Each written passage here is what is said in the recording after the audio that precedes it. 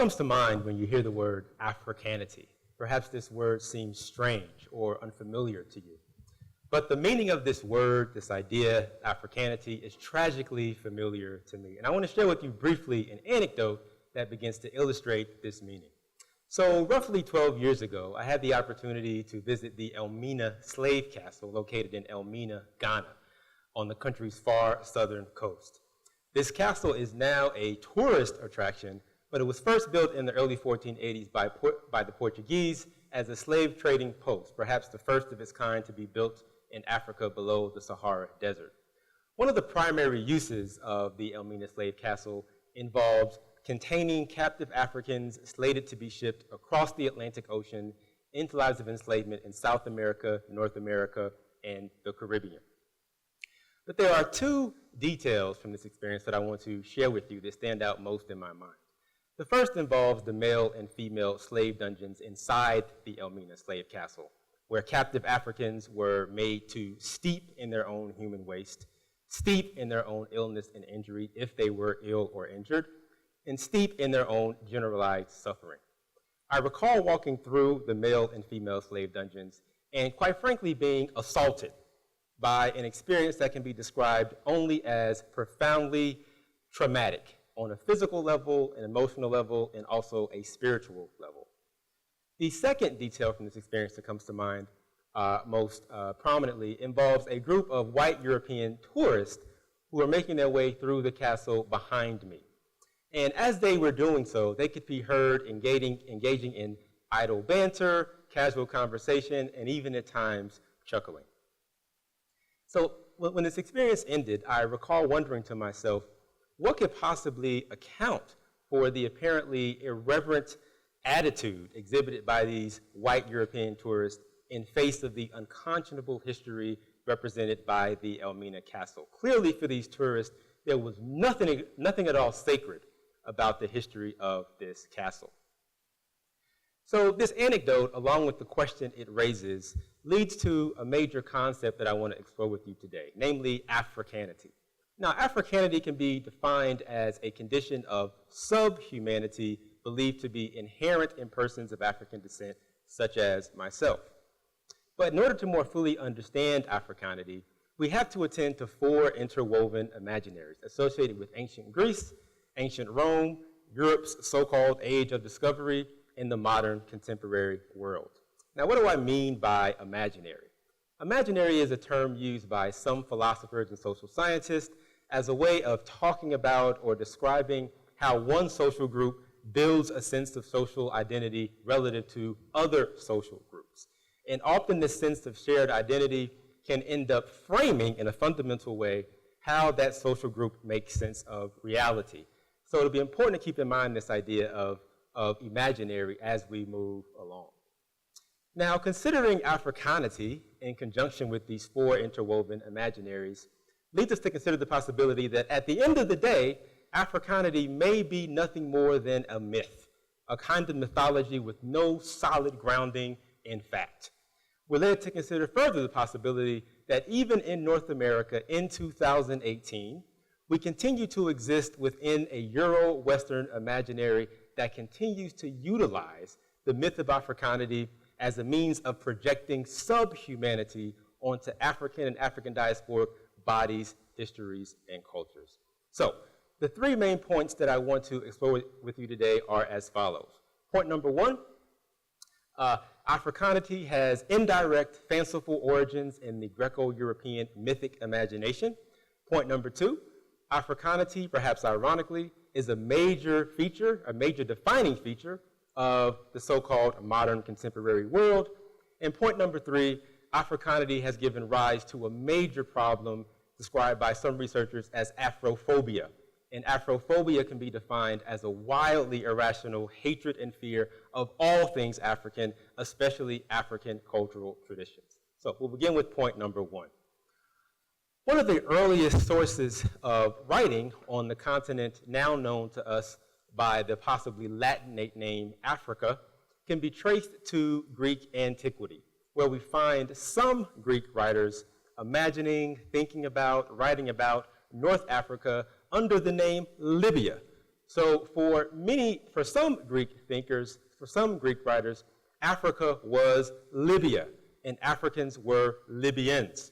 And a Greek word that was often used to describe North Africans or Libyans was the Greek word Aethiops, which can be translated possibly in English as people with burned faces. But for the ancient Greeks and Romans, Africa was more than merely a feature of world geography. The ancient Greek cultural universe and later the Roman cultural universe were both swirling, bustling with ideas about spectacular, monstrous creatures found in famous works of literature like the Mesopotamian epic of Gilgamesh, where we find the wild beast man creature Enkidu. Centuries later, if we look at the writings of Homer, particularly his work, the Odyssey, we find characters or creatures like the centaur, the half-horse, half-man creature, who is known to become sexually rapacious and combative when drunk. Apparently, centaurs have an issue with alcohol. If we look at Roman mythology, we find examples of creatures like the faun, the half-goat, half-man creature.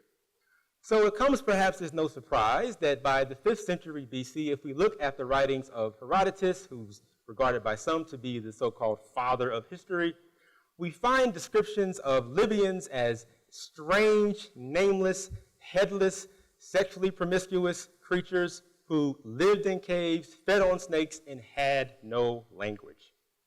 We find similar language reflected in the writings of the 1st century BC writer Diodorus of Sicily, and also in the writings of Pliny the Elder in the 1st century AD. And so the idea shared by some Greek writers and some Roman writers during this period was basically that most Libyans, not all, but most Libyans were savages in a way that approximated how, for instance, non-Greek, non-Roman barbarians, were, like the Persians, for example, were considered to be savages. So this way of imagining or thinking about or talking about Africa ends up reverberating across time with appalling consequences. One such consequence involves the travelogue of the 16th century British sea captain and slave trader John Locke. This is an early moment in Europe's so-called Age of Discovery.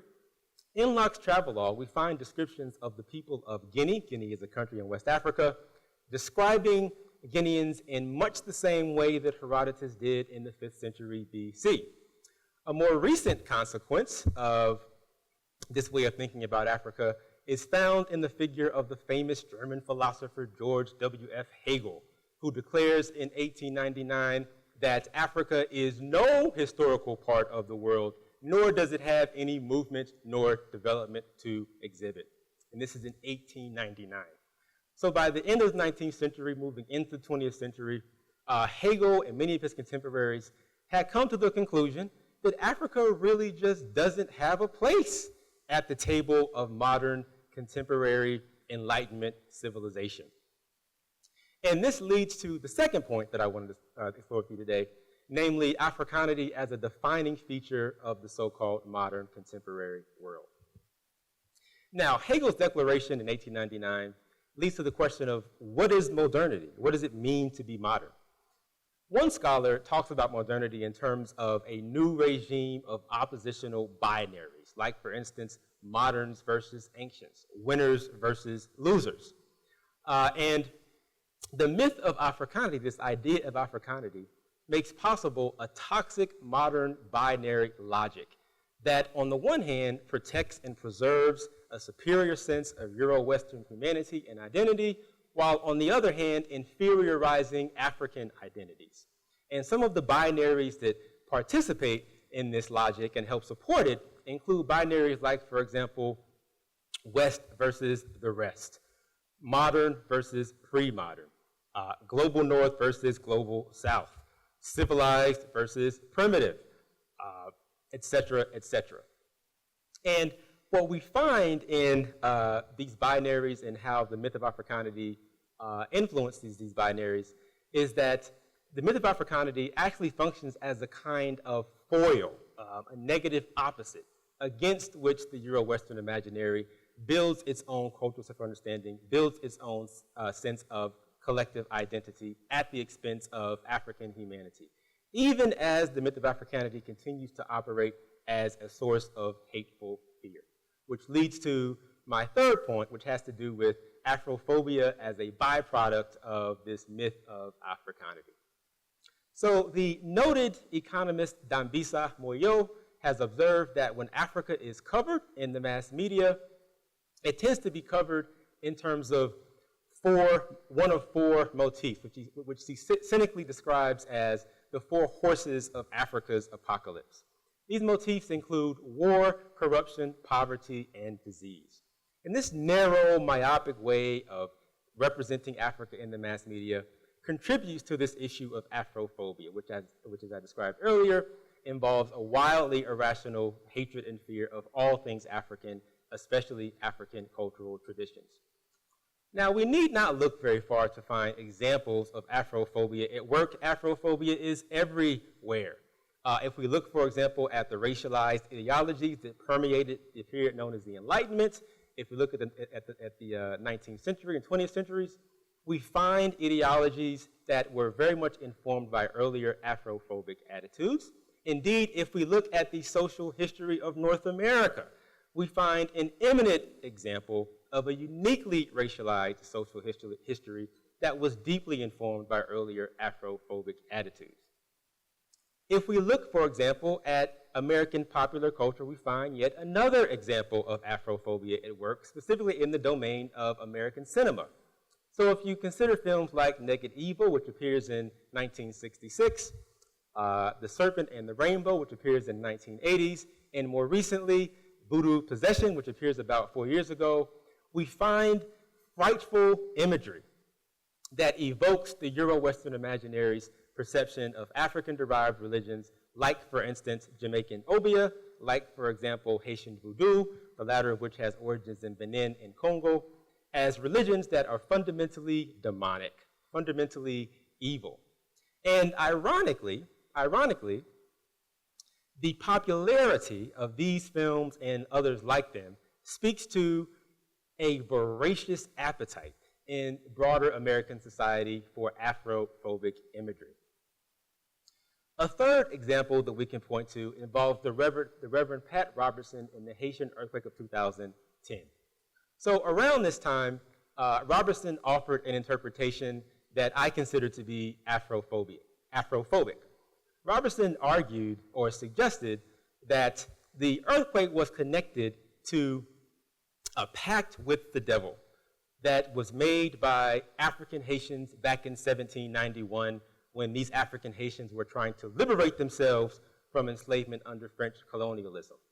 What Robertson was actually referring to was a secretive ceremonial ritual that was engaged in by African Haitian revolutionaries as a means of launching or galvanizing the beginning of the Haitian Revolution, which, by the way, ends around 1804 and stands to this day as the only successful slave revolution in the history of the Atlantic world. Now, Robertson's interpretation was that this secretive Haitian voodoo ceremony was a satanic pact, was a diabolical pact, was an agreement with the devil. And as a result, the Haitians who died in 2010 because of the earthquake, who suffered because of that earthquake, essentially brought it on themselves because their ancestors made a pact with the devil in 1791. Here we have a preeminent example of Afrophobia at work as recently as 2010. So, where does Afrophobia leave us in 2018? I suggest to you that Afrophobia presents us with a tragic, extremely ugly opportunity. An opportunity on one hand, or on one level, for Western nations like the United States to fundamentally reimagine and redefine themselves in ways that don't come at the expense anymore of African humanity, in ways that are no longer based in the hollow propaganda of modern progress, and in ways that prioritize historical literacy, cultural literacy, and social justice. On another, more important level, perhaps, we see Afrophobia presenting the opportunity to African and African diasporic communities to fundamentally reimagine themselves, redefine themselves in ways that are no longer tethered to the dehumanizing myth of Africanity. Now, importantly, challenges to Africanity have been advanced since the 1840s, but there's a desperate need in 2018 for more of these challenges to be advanced more consistently on a broad, popular, or mass scale. So, will we seize upon this tragic, ugly opportunity presented by Afrophobia in 2018? Only time will tell, but one thing is certain: our collective social futures depend on it. Thank you.